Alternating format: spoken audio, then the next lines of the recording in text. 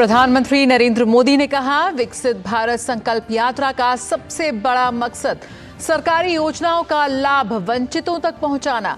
Video conferencing के माध्यम से विकसित भारत संकल्प यात्रा के लाभार्थियों से किया संवाद। 2 महीने से भी कम समय में 11 करोड़ का आंकड़ा हुआ पार। प्रधानमंत्री आज से 10 जनवरी तक गुजरात का करेंगे दौरा। अपने दौरे पर प्रधानमंत्री वाइब्रेंट गुजरात ग्लोबल समिट के 10वें संस्करण का करेंगे उद्घाटन। भारत ने मालदीव के राजदूत इब्राहिम शाहिब को तलब कर भारत के खिलाफ अपमानजनक टिप्पणियां करने पर जताया कड़ा विरोध। ईज माई ट्रिप ने मालदीव के लिए सभी फ्लाइट्स बुकिंग की रद्द।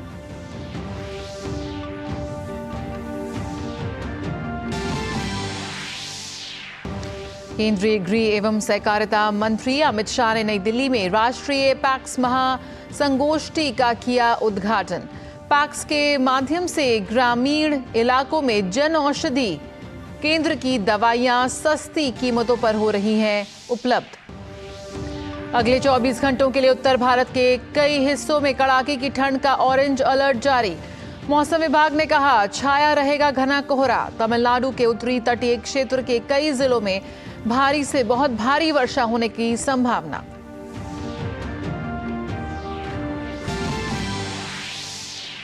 और एशिया ओलंपिक क्वालिफिकेशन इवेंट में वरुण तोमर ने स्वर्ण पर साधा निशाना। देश के लिए ओलंपिक कोटा भी किया हासिल।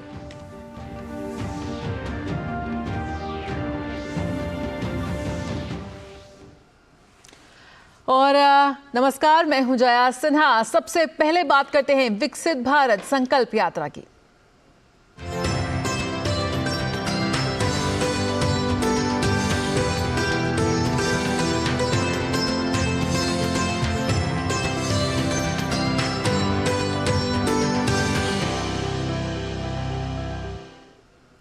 प्रधानमंत्री नरेंद्र मोदी ने वीडियो कॉन्फ्रेंसिंग के माध्यम से विकसित भारत संकल्प यात्रा के लाभार्थियों से संवाद किया।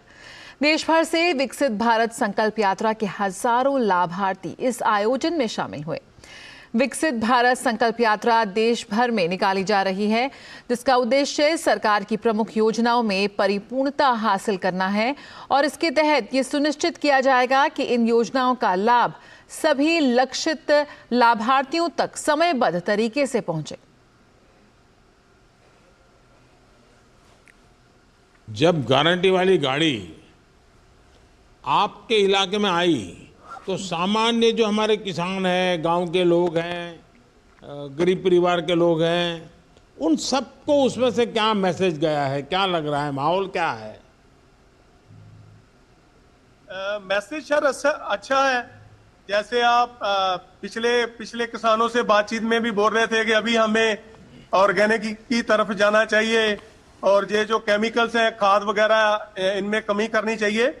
वो सारा सर हो पाएगा। अभी किसान को विश्वास हो रहा है कि उसको मदद मिलेगी। जैसे मैंने आपसे विनती किया है कि बहुत सारी चीजें मिल रही हैं, मगर अपेक्षाएं और भी बढ़ गई हैं कि और भी मिलेंगी, क्योंकि आप हैं तो मुमकिन है। नहीं, हम हैं इसीलिए तो मुमकिन है, क्योंकि मुमकिन इसलिए होता है कि आप लोग मेरी बात मानते हैं। जिस दिन आप मेरी बात नहीं मानोगे तो कुछ भी मुमकिन नहीं है। और मैं बार बार कहता हूं कि अब हम पानी कम उपयोग करने वाली खेती करें, हम फर्टिलाइजर का दुरुपयोग न करें, केमिकल का दुरुपयोग न करें। ये जितना ज़्यादा हम संयम रखेंगे, तो गुरु नानक देव जी ने हमको धरती माता की पूजा करने के लिए जो कहा है ना, हमारे गुरुओं ने जो सीख दी है, वो सीख पर हमें खेती करनी चाहिए। और मैं तो मानता हूँ खेती के लिए गुरु नानक देव जी ने जो प्रयोग किए हैं वो सबसे उत्तम प्रयोग है। प्रधानमंत्री ने अपने संबोधन में कहा कि विकसित भारत संकल्प यात्रा का सबसे बड़ा मकसद सरकारी योजनाओं का लाभ वंचितों तक पहुंचाना है। उन्होंने बताया कि मोदी की गारंटी की गाड़ी गांव-गांव जा रही है। लोगों तक पहुंचना सरकार अपना दायित्व समझती है। छोटी छोटी जरूरतों का ये संघर्ष देश में गरीबों को, किसानों को, महिलाओं को और युवाओं में इन लोगों को सबसे अधिक रहा है। हमारी सरकार चाहती है कि वर्तमान और भावी पीढ़ियों को वैसा जीवन जीना न पड़े। आपके पूर्वजों को जो मुसीबतें झेलने पड़ी, आपके बुजुर्गों को जो कठिनाइयां झेलनी पड़ी, वो आपको झेलनी न पड़े। यही मकसद से हम इतनी मेहनत कर रहे हैं। केंद्रीय सूचना एवं प्रसारण मंत्री अनुराग सिंह ठाकुर ने कहा है कि प्रधानमंत्री नरेंद्र मोदी की सरकार में गरीब कल्याण की कई योजनाएं चलाई गईं। कांग्रेस जो कार्य 70 वर्षों में नहीं कर पाई, उससे ज्यादा मोदी सरकार ने 10 वर्षों में किया है। उन्होंने कहा कि देश में हर वंचित को उसका हक मिले, इसके लिए विकसित भारत संकल्प यात्रा चलाई गई है। मोदी जी की सरकार में गरीब कल्याण की अनेक योजनाएं चली। जो कांग्रेस 60 वर्षों में नहीं कर पाई, वो मोदी सरकार ने 10 वर्ष में उसे कई गुना ज़्यादा किया। 70 साल में 74 एयरपोर्ट थे, हमने 76 नए एयरपोर्ट बनाकर दे दिए। पिछले 70 साल में मात्र 7 एम्स थे, हमने 16 नए एम्स बनाकर दिए। पिछले 70 साल में 3,20,000 किलोमीटर सड़कें थी, हमने 4 लाख किलोमीटर ग्रामीण सड़कें बनाई। फिर 90,000 नेशनल हाईवे थे, 90,000 किलोमीटर, अब वो बढ़कर 1,50,000 किलोमीटर हो गए। इसी तरह से ही मेडिकल कॉलेज हर जिले में एक बना दिया। कांग्रेस जो सपनों में भी नहीं सोच सकती थी, उसको साकार करने का काम, संकल्प से सिद्धि का काम मोदी सरकार ने किया। और अब भी मोदी सरकार ये चाहती है कि हर उस वंचित तक जो उसका हक था वो मिले। इसलिए देश भर में विकसित भारत संकल्प यात्रा चलाई गई है। तो घर घर तक पहुंच रही हैं सरकारी योजनाएं। रुकेंगे एक छोटे से ब्रेक के लिए, जल्द हाजिर होते हैं। मुथूट फाइनेंस भारत का नंबर 1 सबसे भरोसेमंद financial services brand. Gold loan के लिए अभी कॉल करें 1-800-313-1212। तुम्हें पता है इन्वेस्टर्स के लिए कि इन्वेस्टर प्रोटेक्शन फंड होता है IPF, लेकिन अगर तुम्हारा ट्रेड एक्सचेंज पर एग्जीक्यूट नहीं हुआ या फिर कोई गारंटीड रिटर्न्स वाली स्कीम है, तो ये IPF आपकी मदद नहीं कर सकता है। और अगर आपका ब्रोकर ही डिफॉल्टर बन जाए तो फिर IPF आपको कॉम्पेंसेशन दिला सकता है। कहाँ से सीखा? NSE की साइट पर। समझ कर इन्वेस्ट कर। मेरे भाई अरविंद कुमार की कुछ महीने पहले एक्सीडेंट में डेथ हो गई। उन्होंने पॉलिसी बाजार से टर्म लाइफ इंश्योरेंस लिया हुआ था, जो अब भाभी के घर के खर्च और बच्चों की पढ़ाई में काम आएगा। पॉलिसी बाजार की टीम ने क्लेम दिलवाने में हमारी पूरी मदद की। क्लेम के टाइम पे आपकी हेल्प के लिए हमेशा तैयार। पॉलिसी बाजार, 1 करोड़ का टर्म लाइफ इंश्योरेंस सिर्फ 470 रुपए महीने से शुरू। प्रधानमंत्री नरेंद्र मोदी आज से 10 जनवरी तक गुजरात के दौरे पर रहेंगे। प्रधानमंत्री कल सुबह गांधीनगर के महात्मा मंदिर पहुंचेंगे, जहां वे वैश्विक नेताओं के साथ द्विपक्षीय बैठक करेंगे। इसके बाद वे शीर्ष वैश्विक कंपनियों के मुख्य कार्यकारी अधिकारियों के साथ बैठक करेंगे। पीएम दोपहर में vibrant Gujarat global trade show का उद्घाटन करेंगे। प्रधानमंत्री नरेंद्र मोदी 10 जनवरी की सुबह गांधीनगर के महात्मा मंदिर में वाइब्रेंट गुजरात ग्लोबल समिट 2024 का उद्घाटन करेंगे। इसके बाद वे शीर्ष वैश्विक कंपनियों के मुख्य कार्यकारी अधिकारियों के साथ बैठक करेंगे। बाद में प्रधानमंत्री गिफ्ट सिटी जाएंगे, जहां शाम को वे ग्लोबल फिनटेक लीडरशिप फोरम में व्यापार जगत के प्रमुख लोगों के साथ चर्चा करेंगे।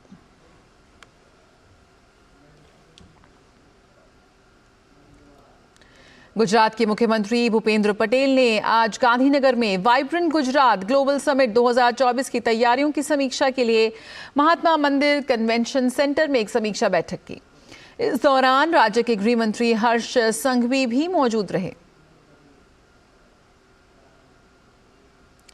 सोशल मीडिया प्लेटफॉर्म एक्स पर प्रधानमंत्री मोदी के खिलाफ अपमानजनक टिप्पणी के बाद भारत ने आज मालदीव के राजदूत इब्राहिम शाहिब को तलब किया और कड़ा विरोध जताया।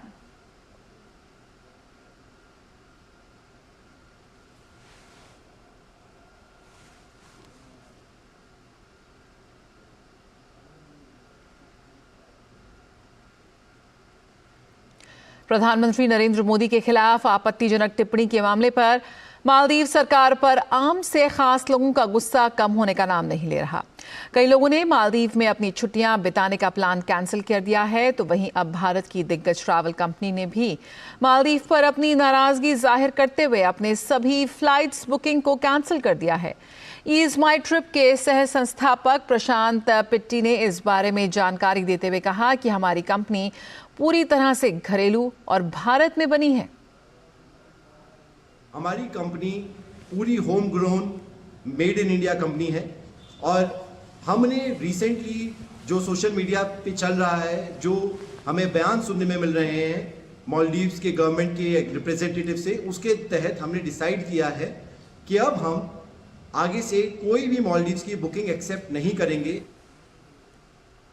और सोशल मीडिया प्लेटफॉर्म एक्स पर प्रधानमंत्री नरेंद्र मोदी के खिलाफ अपमानजनक टिप्पणी के बाद मालदीव सरकार ने अपने 3 उप मंत्रियों को निलंबित कर दिया है। मालदीव के युवा मंत्रालय में कार्यरत मरियम शियोना और मालशा शरीफ को पीएम मोदी पर की गई आपत्तिजनक टिप्पणियों के बाद निलंबन का सामना करना पड़ा है। मालदीव की मीडिया रिपोर्टों में शियोना, शरीफ और युवा मंत्रालय के एक अन्य उप मंत्री महजूम माजिद के निलंबन की पुष्टि की गई है।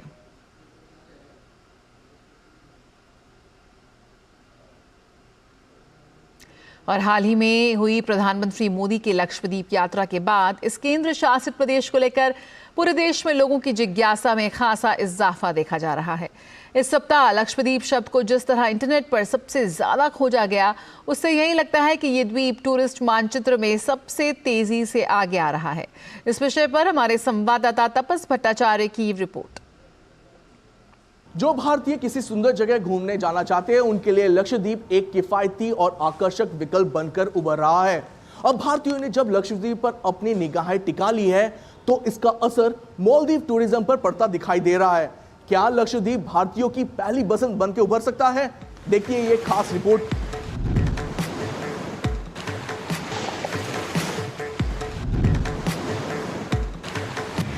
प्रधानमंत्री नरेंद्र मोदी के रणनीतिक कदम की बदौलत साल 2024 में लक्षद्वीप भारत के एक सुंदर छिपे हुए रत्न के रूप में उभरा है। लक्षद्वीप समूह की उनकी हालिया यात्रा ने न केवल इसके बुनियादी ढांचे के विकास को, बल्कि इस अछूते स्वर्ग की लुभावनी सुंदरता को भी उभारा है। पीएम मोदी के सोशल मीडिया पोस्ट, जिसमें उन्हें क्रिस्टल क्लियर पानी में स्नॉर्कलिंग और प्राचीन समुद्र तटों पर आराम करते हुए दिखाया गया था, वायरल हो गया है, जिससे लक्षद्वीप के बारे में गूगल सर्च में अभूतपूर्व वृद्धि देखी जा रही है। एक दिन में 50,000 से अधिक खोजों के साथ लक्षद्वीप देश के संभावित पर्यटन उछाल का संकेत देता है। मालदीव, जो भारतीयों के लिए एक समय सबसे लोकप्रिय पर्यटन स्थल हुआ करता था, राजनयिक तनाव और चीन के साथ बढ़ते संबंधों के कारण पर्यटन के क्षेत्र में दिक्कतों का सामना कर रहा है और लक्षद्वीप अपेक्षाकृत सस्ते और प्रभावी विकल्प के तौर पर उभर कर सामने आ रहा है। हमारी कंपनी पूरी home grown made in India company है और हमने रिसेंटली जो सोशल मीडिया पे चल रहा है, जो हमें बयान सुनने में मिल रहे हैं मालदीव्स के गवर्नमेंट के रिप्रेजेंटेटिव से, उसके तहत हमने डिसाइड किया है कि अब हम आगे से कोई भी मालदीव्स की बुकिंग एक्सेप्ट नहीं करेंगे। हमारे देश में 3 लाख लोग हर साल मालदीव जाते थे, अब वो ईज माई ट्रिप पे ये फैसिलिटी अवेल नहीं कर पाएंगे। इंडिया के सबसे ज़्यादा टूरिस्ट मालदीव जाते हैं और कोविड में हम ही ने उनकी इकोनॉमी को वो करा, पर जो मालदीव के मिनिस्टर्स ने हमारे इंडिया के प्राइम मिनिस्टर के खिलाफ और स्टेटमेंट्स दिए हैं, तो हमने अपनी कंपनी स्टिक ट्रैवल्स को कह दिया मालदीव बेचना बंद करो। और इंडियन चैम्बर ऑफ कॉमर्स की तरफ से मैं अपील करता हूँ टूर ऑपरेटर्स को, ट्रैवल एजेंट्स को, वेडिंग प्लानर्स को, कि आप मालदीव की जगह इंडिया के जो आइलैंड हैं, जैसे लक्षद्वीप आइलैंड है, अंडमान निकोबार आइलैंड्स हैं, यहाँ पर अपने टूरिस्ट को भेजो। मालदीव की तुलना में लक्षद्वीप की यात्रा कम बजट में होना भारतीय मध्यम वर्ग के लिए गेम चेंजर की तरह है। जिस तरह लक्षद्वीप का पर्यटन यात्राओं के लिए लोगों की प्राथमिकताएं मिल रही हैं, ये सिर्फ पर्यटन के लिए जीत नहीं, बल्कि एक रणनीतिक कदम है जो मालदीव की अर्थव्यवस्था को प्रभावित कर सकता है, जो कि पर्यटन के क्षेत्र पर ही काफी हद तक निर्भर है। लक्षद्वीप की खोज के लिए प्रधानमंत्री मोदी का आह्वान भारतीयों के पर्यटन यात्राओं की प्राथमिकताओं में बदलाव के लिए उत्प्रेरक हो सकता है, जो संभावित रूप से क्षेत्रीय पर्यटन बाजार की गतिशीलता को नया आकार देगा। कूटनीतिक बदलाव के बीच लक्षद्वीप एक किफायती पर्यटन स्थल बनकर उभर रहा है। प्रधानमंत्री नरेंद्र मोदी की सोशल मीडिया पोस्ट के बाद जिस तरह से लोगों में लक्षद्वीप को लेकर रुचि दिखाई है, उससे टूरिज्म सेक्टर में काफी बदलाव देख सकते हैं। लक्षद्वीप मालदीव के मुकाबले काफी सस्ता है और यही वजह है कि भारत के बजट ट्रैवलर्स अब लक्षद्वीप का रुख कर सकते हैं। कैमरा पर्सन उत्तम के साथ मैं तापस भट्टाचार्य, दूरदर्शन समाचार, दिल्ली। और पीएम दौरे के बाद बढ़ती लोकप्रियता के बीच लक्षद्वीप प्रशासन ने पर्यटन को बढ़ावा देने के लिए अनेक तैयारियां बड़े पैमाने पर शुरू कर दी हैं, जिसमें विश्व स्तरीय एयरपोर्ट से लेकर पर्यटन से जुड़ी तमाम सुविधा उपलब्ध होंगी। प्रधानमंत्री के दौरे के बाद लक्षद्वीप में पर्यटकों के बढ़ने से स्थानीय लोगों के लिए रोजगार के अवसर भी बढ़ेंगे। आदरणीय प्रधानमंत्री जी के इस दौरे के बाद पूरे देश में नहीं, वैश्विक स्तर पे लक्षद्वीप की चर्चा हो रही है। गूगल सर्च में लक्षद्वीप को सर्च करने वाले 2 दिन तक वो ट्रेंड चला। लोगों ने क्यूरियोसिटी के साथ लक्षद्वीप को समझने की, पहचानने की कोशिश की है। मुझे पक्का विश्वास है आदरणीय प्रधानमंत्री जी के इस दौरे के बाद, अभी तो हम देख ही रहे हैं जितनी इंक्वायरी आ रही है, अनबिलीवेबल है।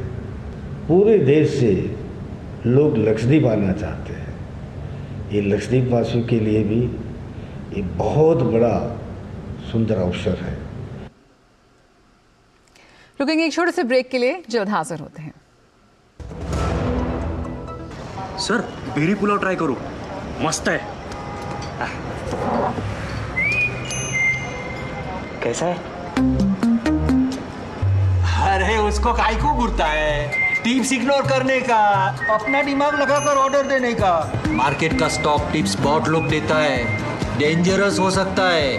कंपनी और रिस्क पूरा समझने का, फिर इन्वेस्ट करने का। सोच कर समझ कर इन्वेस्ट कर। माँ, ये खीर किसके लिए? आज तेरे दादाजी का जन्मदिन है, उनके लिए। तो मैं दादाजी को क्या दूँ? अपना मोबाइल फोन देना। ये क्या कर रही है? दादाजी के लिए आयुष्मान कार्ड बना रही हूँ। घर बैठे? हाँ। आयुष्मान ऐप पर जाकर अपना या परिवार के सदस्य का नाम लाभार्थी सूची में ढूंढें, आधार, OTP या फेस ऑथ द्वारा ऑथेंटिकेट करें, डिटेल्स भरें। अब मोबाइल से फोटो खींचकर अपलोड करें। दादाजी, ये लीजिए अपना आयुष्मान कार्ड। ये उपहार तो जीवन भर काम आएगा। और एक प्रकार से पीएम जय अब गरीबों की जय बन गई है। 5 लाख तक के मुफ्त उपचार की गारंटी, स्वास्थ्य का वरदान आयुष्मान। हो बिजनेस बढ़ाना, गुड़िया को पढ़ाना या मिसेस के साथ वेकेशन, लो मुथूट फाइनेंस गोल्ड लोन। भरोसा इंडिया का, भरोसा इंडिया का। मुथूट फाइनेंस, भारत का नंबर 1 सबसे भरोसेमंद financial services brand. Gold loan के लिए अभी कॉल करें 1-800-313-1212। ब्रेक के बाद स्वागत है। बहुजन समाज पार्टी की राष्ट्रीय अध्यक्ष एवं पूर्व मुख्यमंत्री मायावती ने कहा कि सपा अति पिछड़ों के साथ साथ जबरदस्त दलित विरोधी पार्टी भी है। बसपा ने पिछले लोकसभा चुनाव में सपा से गठबंधन कर इनके दलित विरोधी चाल, चरित्र व चेहरे को थोड़ा बदलने का प्रयास किया, लेकिन चुनाव खत्म होने के बाद ही सपा फिर अपने दलित विरोधी जातिवादी एजेंडे पर आ गई। सोमवार को सोशल मीडिया मंच एक्स पर अपनी पोस्ट में मायावती ने कहा कि अब सपा मुखिया जिससे भी गठबंधन की बात करते हैं, उनकी पहली शर्त बसपा से दूरी बनाए रखने की होती है, जिसे मीडिया भी खूब प्रचारित करता है। वैसे भी सपा के 2 जून 1995 सहित घिनौने कृत्यों को देखते हुए व इनकी सरकार के दौरान जिस प्रकार से अनेकों दलित विरोधी फैसले लिए गए हैं, जिनमें बसपा यूपी स्टेट ऑफिस के पास ऊंचा पुल बनाने का कृत्य भी है, जहां से षड्यंत्रकारी अराजक तत्व पार्टी दफ्तर, कर्मचारियों व राष्ट्रीय प्रमुख को भी हानि पहुंचा सकते हैं। इसकी वजह से पार्टी को महापुरुषों की प्रतिमाओं को वहां से हटाकर पार्टी प्रमुख के निवास पर शिफ्ट करना पड़ा। इस असुरक्षा को देखते हुए सुरक्षा सुझाव पर पार्टी प्रमुख को अब पार्टी की अधिकतर बैठकें अपने निवास पर करने को मजबूर होना पड़ रहा है। जबकि पार्टी दफ्तर में होने वाली बड़ी बैठकों में पार्टी प्रमुख के पहुंचने पर वहां पुल पर सुरक्षा कर्मियों की अतिरिक्त तैनाती करनी पड़ती है। ऐसे हालात में बसपा यूपी सरकार से वर्तमान पार्टी प्रदेश कार्यालय के स्थान पर अन्यत्र सुरक्षित स्थान पर व्यवस्था करने का भी विशेष अनुरोध करती है, वरना फिर यहां कभी भी कोई अनहोनी हो सकती है। साथ ही दलित विरोधी तत्वों से भी सरकार सख्ती से निपटे, पार्टी की ये भी मांग है।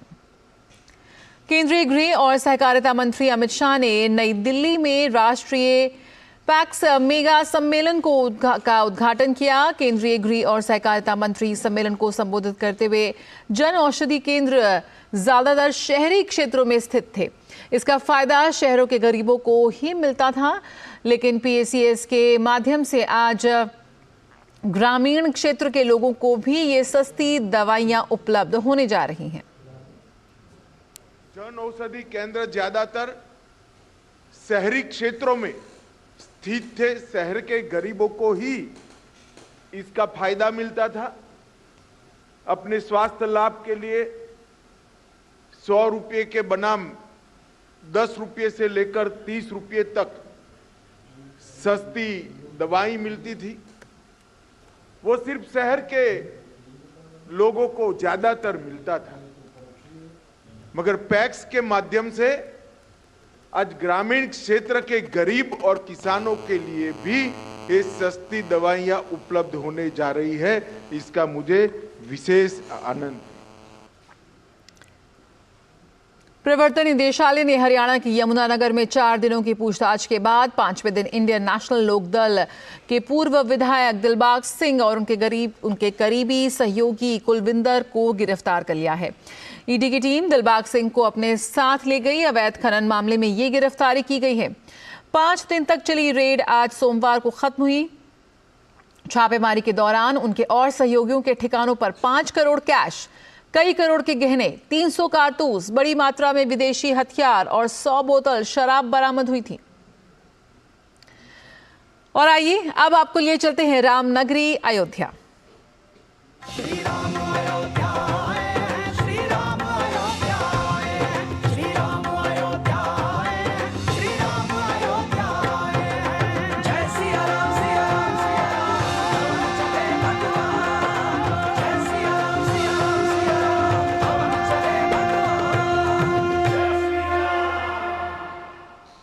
अयोध्या में श्री राम जन्मभूमि तीर्थ क्षेत्र के महासचिव चंपत राय ने कैलिफोर्निया के भक्तों द्वारा दान की गई एम्बुलेंस को हरी झंडी दिखाकर रवाना किया।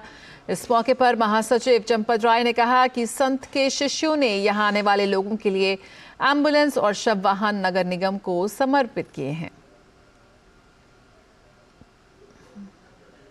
संतों की शिष्य मंडली भारत में भी है तो भारत के बाहर भी है, तो उनके शिष्यों ने यहाँ आने वाले सज्जनों के लिए, नागरिकों के परिवारों में कभी दुर्घटनाएं हो जाती हैं, बीमार हो जाते हैं, तो मेडिकल कॉलेज पहुंचाना, कहीं और दूर पहुंचाना, उसके लिए एम्बुलेंस, घरों में मृत्यु भी होती ही है तो शव को शमशान घाट पहुंचाना, उसके लिए एक शव वाहन, ये महाराष्ट्र के भक्तों ने नगर निगम को समर्पित किया है। साल 2023 भारतीय अर्थव्यवस्था के लिए काफी अच्छा रहा। देश के औद्योगिक उत्पादन यानी कि आईआईपी में अक्टूबर माह में 11.7% की बढ़ोतरी देखने को मिली थी। ये औद्योगिक उत्पादन का पिछले 16 माह का सबसे ऊंचा आंकड़ा था। अक्टूबर में कौन से क्षेत्रों में अच्छी ग्रोथ दर्ज की गई, आइए देखते हैं उस पर एक खास रिपोर्ट। प्रधानमंत्री नरेंद्र मोदी के नेतृत्व में देश की अर्थव्यवस्था मजबूत बनी हुई है। साल 2023 में औद्योगिक उत्पादन के आंकड़े उम्मीद से काफी बेहतर रहे। अक्टूबर महीने में देश के औद्योगिक उत्पादन यानी आईआईपी में 11.7% की ग्रोथ देखने को मिली है, जो पिछले 16 महीनों में सबसे अधिक रही थी। इससे पहले औद्योगिक उत्पादन वृद्धि का पिछला उच्चतम स्तर साल 2022 के जून में देखने को मिला, जो कि 12.6% दर्ज किया गया था। सांख्यिकी मंत्रालय की ओर से जारी आंकड़ों के अनुसार अक्टूबर 2023 में विनिर्माण, खनन और बिजली क्षेत्रों में अच्छी बढ़ोतरी दर्ज की गई थी। पिछले साल की तुलना में देखें तो अक्टूबर 2022 में औद्योगिक उत्पादन 4.1% गिरा था। NSO द्वारा जारी IAP आंकड़ों के मुताबिक अक्टूबर 2023 में विनिर्माण क्षेत्र का उत्पादन 10.4% बढ़ा, जबकि एक साल पहले इसमें 5.8% की गिरावट आई थी। अक्टूबर 2023 में बिजली उत्पादन में 20.4% की बढ़ोतरी हुई, जबकि एक साल पहले की समान अवधि में इसमें 1.2% की बढ़ोतरी हुई थी। साल 2023 के अक्टूबर महीने में खनन उत्पादन में 13.1% की बढ़ोतरी दर्ज की गई, जबकि एक साल पहले समान अवधि में इसमें 2.6% की बढ़ोतरी हुई थी। इसके साथ ही चालू वित्त वर्ष के पहले 7 महीनों यानी अप्रैल से अक्टूबर में देश की औद्योगिक उत्पादन वृद्धि 6.9% पर पहुंच गई, जबकि पिछले साल की समान अवधि में यह 5.3% रही थी। इस बीच सितंबर 2023 के IIP वृद्धि के आंकड़े को संशोधित करते हुए 6.2% कर दिया गया। पहले इसके 5.8% रहने का अनुमान जताया गया था। साल 2023 में जो औद्योगिक उत्पादन के आंकड़े सामने आए थे, उनसे एक बात तो साफ है कि जहां एक और देश की अर्थव्यवस्था तेज रफ्तार से आगे बढ़ रही है, वहीं दूसरी ओर कोरोना महामारी से उत्पन्न हुए मंदी के हालात से देश अपने आप को पूरी तरह से निकालने में सफल रहा है। Bureau report, DD news. इसी के साथ इस समाचार में इतना ही। मुझे दीजिए इजाजत। नमस्कार।